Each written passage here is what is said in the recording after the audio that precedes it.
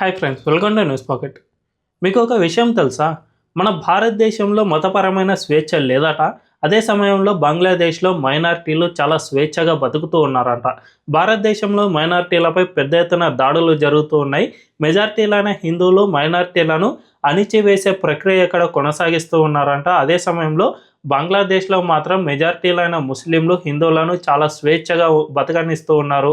వాళ్ళు అక్కడ religious freedom ఇండెక్స్లో చాలా టాప్ పొజిషన్లో ఉన్నారు అనే విధంగా అమెరికా ఒక రిపోర్ట్ను వెలువరించింది. జనరల్గా అమెరికా యుఎస్సిఐఆర్ఎఫ్ అనే రిపోర్ట్ను తయారు చేస్తూ ఉంటుంది. ప్రతి సంవత్సరం ఈ రిపోర్ట్ అనేది వస్తూ ఉంటుంది. దీన్ని ఆధారంగా చేసుకునే అమెరికాకు సంబంధించిన ఐటీ కంపెనీలు కానీ ఏ ఇతరత్ర కంపెనీలు కానీ ప్రపంచంలో ఎక్కడెక్కడ పెట్టుబడులు పెట్టాలి అనే దాన్ని నిర్ణయం తీసుకుంటూ ఉంటాయి. మన దేశాన్ని ఈ యుఎస్సిఐఆర్ఎఫ్ రిపోర్ట్లో సిపిసి అంటే కంట్రీ ఆఫ్ పర్టికులర్ కన్సర్న్ కింద జాబితాలో చేర్చింది. అదే సమయంలో బంగ్లాదేశ్ను మాత్రం చాలా స్వేచ్ఛాయుత దేశం, అది అక్కడ రిలీజియస్ పరంగా ఎటువంటి గొడవలు జరగడం లేదు అనే విధంగా ఒక రిపోర్ట్ని అయితే తయారు చేసింది. సో మనం వాస్తవానికి చూసుకుంటే మన భారతదేశంలో మైనారిటీలకు చాలా స్వేచ్ఛ ఉంది. అదే సమయంలో బంగ్లాదేశ్లో మైనారిటీలైన హిందువులను పూర్తిగా అంతం చేసేందుకు అక్కడ ప్రయత్నాలు సైతం జరుగుతూ ఉన్నాయి. ఈ విధంగా భిన్నమైన పరిస్థితులు ఉన్న సమయంలో అమెరికా ఇలాంటి రిపోర్టులను ఎందుకు వెలువరిస్తుంది అంటే దీనివల్ల అమెరికాకు చేకూరే ప్రయోజనం ఏమిటి అనే విషయాలను మనం ఈ వీడియోలో తెలుసుకుందాం. అంతకంటే ముందు ఈ వీడియోను లాస్ట్ వరకు చూడండి. ఇందులోని కంటెంట్ కనుక మీకు నచ్చినట్లయితే ఖచ్చితంగా మా ఛానల్ను సబ్స్క్రైబ్ చేసుకొని బెల్ ఐకాన్ను క్లిక్ చేయడం అస్సలు మర్చిపోద్దు.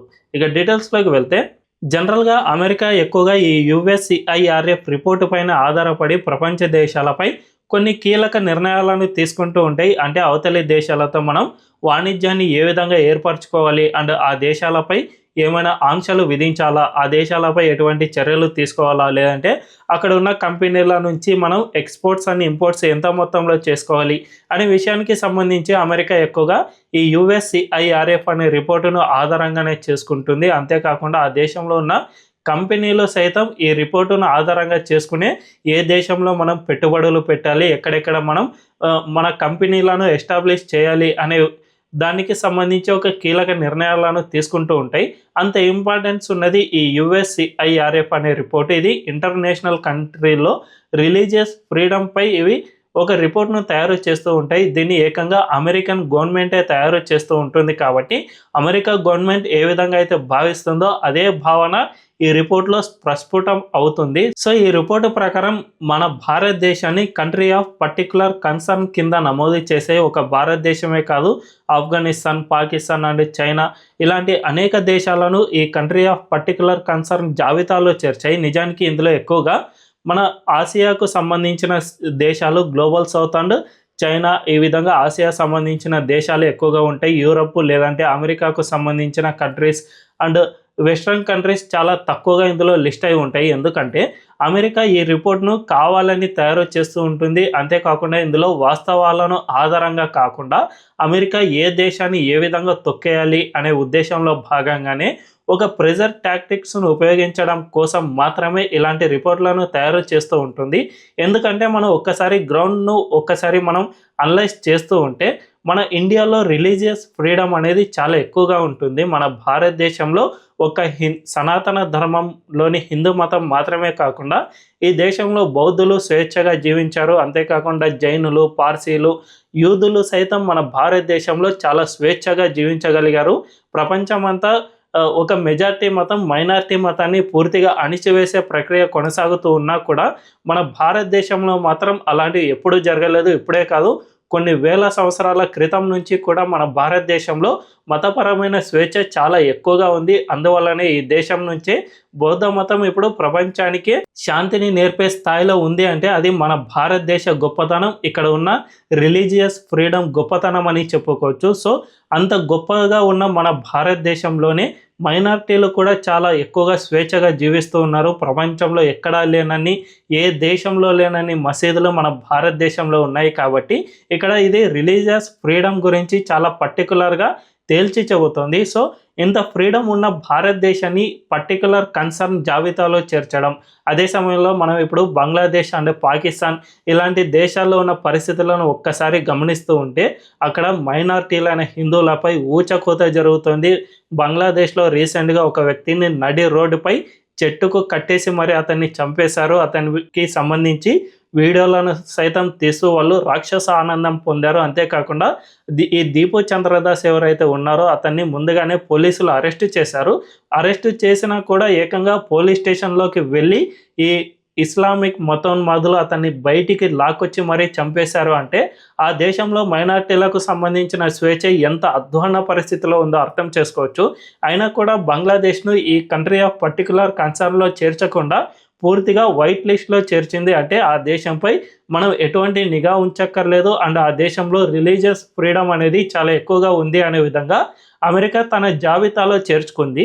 సో గ్రౌండ్లో పరిస్థితులు ఎంత భిన్నంగా ఉన్నా కూడా అమెరికా తన లిస్టును ఈ విధంగా ఎందుకు ప్రిపేర్ చేసింది అంటే, ముఖ్యంగా అమెరికా ఈ జాబితాను క్రియేట్ చేసేదే అవతలి దేశాలపై ప్రెజర్ టాక్టిక్స్ను ఉపయోగించడానికి మాత్రమే ఇలా చేస్తూ ఉంటుందే తప్ప వాస్తవాలను ఎట్టి పరిస్థితుల్లో ఇది బేరీజు వేసుకోదు. అంతేకాకుండా అవతలి దేశాలను ఏ విధంగా నాశనం చేయాలి అనే ఉద్దేశంలో భాగంగానే ఇలాంటి రిపోర్ట్లను తయారు చేస్తూ ఉంటుంది. అందువల్లనే మన భారతదేశంలో రిలీజియస్ ఫ్రీడమ్ అనేదే లేదు అనే విధంగా అమెరికా తన రిపోర్ట్లో మెన్షన్ చేసింది. అంతేకాకుండా చైనాలో కూడా రిలీజియస్ ఫ్రీడమ్ అనేది లేదు.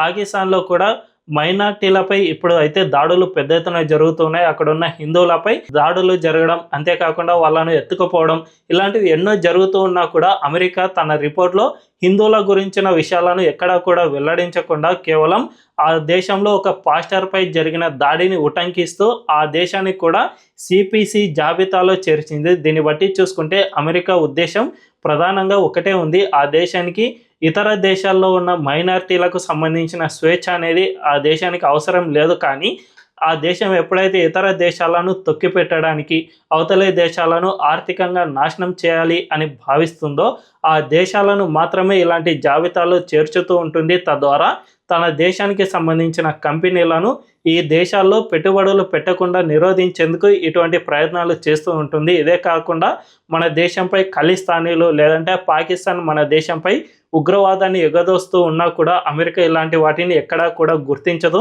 ఇంకా కావాలంటే మన దేశంపై ఎంత ఎక్కువగా ఉగ్రవాద దాడులు జరిగితే అంత ఎక్కువగా భారతదేశం నష్టపోతుంది కదా అనే ఉద్దేశంలో మాత్రమే అమెరికా ఆలోచన చేస్తుంది. అంతేకాకుండా ఈ యుఎస్సిఆర్ఎఫ్ కమిషన్కు సంబంధించిన చైర్మన్, వైస్ చైర్మన్ల పేర్లను ఒక్కసారి మనం పరిశీలిస్తే చైర్మన్గా వికీ హ్యాట్స్లర్ అనే మహిళ ఉన్నారు. అంతేకాకుండా వైస్ చైర్మన్గా ఆరిఫ్ మొహమ్మద్, ఇతనితో పాటు మొహమ్మద్ ఎల్సనోజల్ అనే వ్యక్తులు ఈ సంస్థకు చైర్మన్ అండ్ వైస్ చైర్మన్లుగా ఉన్నారు. నిజానికి మన దేశంలో మిషనరీలు అనేవి చాలా ఎక్కువగా ప్రభావం చూపుతూ ఉంటాయి. అంతేకాకుండా ఇస్లామిక్ కంట్రీస్ ఎక్కువగా మన దేశంపై ఉగ్రవాదాన్ని ఎగదోస్తూ ఉంటాయి. సో ఈ సంస్థలకు సంబంధించిన వాళ్ళే ఈ యుఎస్సిఐఆర్ఎఫ్కు చైర్మన్ అండ్ వైస్ చైర్మన్గా ఉంటూ ఉన్నారు. ఇప్పటి వరకు ప్రపంచంలో 15% ఆఫ్ హిందూ జనాభా ఉన్నా కూడా అండ్ అమెరికాలో హిందూ జనాభా చాలా డామినేటెడ్ పొజిషన్లో ఉన్నా కూడా ఈ యుఎస్సిఐఆర్ఎఫ్ రిపోర్టును తయారు చేసే దాంట్లో ఒక్కరు కూడా హిందువులు లేరు. అంటే ఖచ్చితంగా ఇది అమెరికా తన ద్వంద్వ వైఖరికి అద్దం పడుతోంది. అంతేకాకుండా అమెరికా ప్రపంచ దేశాలపై ప్రెజర్ టాక్టిక్స్ ఉపయోగించడంలో భాగంగా మాత్రమే ఇలాంటి రిపోర్టులు తయారు చేస్తుందే తప్ప అంతేకాకుండా గ్రౌండ్లో మార్పులు తేవాలి అనే ఉద్దేశం ఆ దేశానికి ఎట్టి పరిస్థితుల్లోనూ లేదు అని ఈ విషయాల ద్వారా స్పష్టంగా అర్థమవుతోంది. కాబట్టి అంతేకాకుండా అమెరికా వెలువరించేటువంటి రిపోర్ట్లను మనం ఎట్టి పరిస్థితుల్లోనూ నమ్మకూడదు. దీంతో పాటు అమెరికా ద్వంద్వ వైఖరి ఏ విధంగా ఉంటుంది అనే విషయం కూడా దీని ద్వారా అర్థమవుతుంది. అమెరికా లాంటి అగ్రదేశాలు ఇటువంటి ద్వంద్వ వైఖరిని అవలంబించడం వల్ల మాత్రమే ప్రపంచంలో ఉగ్రవాదం కానీ లేదంటే కొన్ని దేశాల్లో